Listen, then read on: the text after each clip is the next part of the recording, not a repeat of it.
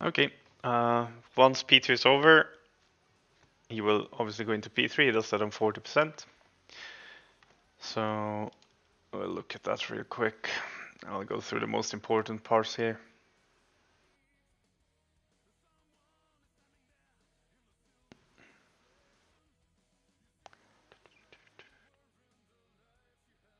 So first off, obviously, just like on normal, these 4 seeds spawn. They will be picked up by pre-assigned players and probably some backups.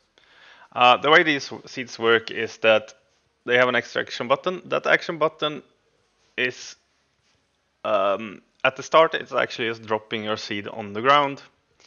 The reason why you can drop it on the ground is if you are being targeted by the whirlwind mechanic, or well, the comet mechanic, or what you want to call it, you have to drop your seed, go out with the mechanic, and then run back and take up your seed again. Otherwise, if you keep holding on to your seed will burn and it will be consumed, and we cannot use it for the big AoE that we need to block later on. So for the seed players, your extra button is at this point drop the seed on the ground. There is a change to this one when the apocalypse comes near. There's like X amount of seconds before where you can no longer drop the seed. Instead, that extra action button will turn into use the seed. So yeah. So these guys who picks up these seeds cannot get hit by single fire mechanic. No swirlies, no frontal. Don't think blaze either. I'm actually not sure, but I would assume so. So if you get a blaze, you have to drop it and move away from your seed. Here you can see one of the more important mechanics. This is like the comet from phase 1. Anyone who gets this needs to get the fuck away. You don't half-ass it, go halfway. You go all the way to the edge, and you will see later why. Because otherwise we're gonna make this so much harder for ourselves. Just get the fuck to the edge. Yeah, I'm fairly sure the seed players needs to dodge this. So if you're unlucky to get this mechanic and you're holding a seed, you have to drop the seed and move away from it.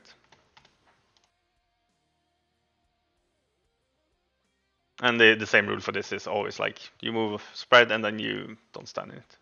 Just move along the line if you have to. Here comes the roar. So basically what we want to do right before the roar is we want to spread out, and then we want to have a stack point, and we run in there, and we have order of clicking these. So we click them, bam, massive knockback coming. Shoof. If we are not in that, we will get one shot. And then the fight actually straight up rinses and repeats in P3. You do this over and over again until the boss is dead. So at this point you should be able to see the whirlwinds on the side.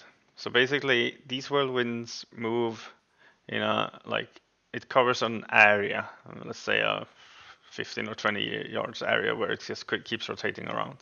So if we haven't put these on the edge and we have them close to the raid, we're gonna wipe the raid. So you get them all the way to the edges, and then we like build inwards as we play, but preferably the boss should be dead by then.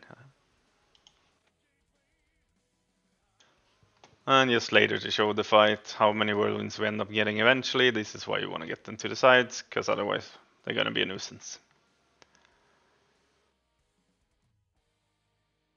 And here comes another roar. They have the last seed. Bam.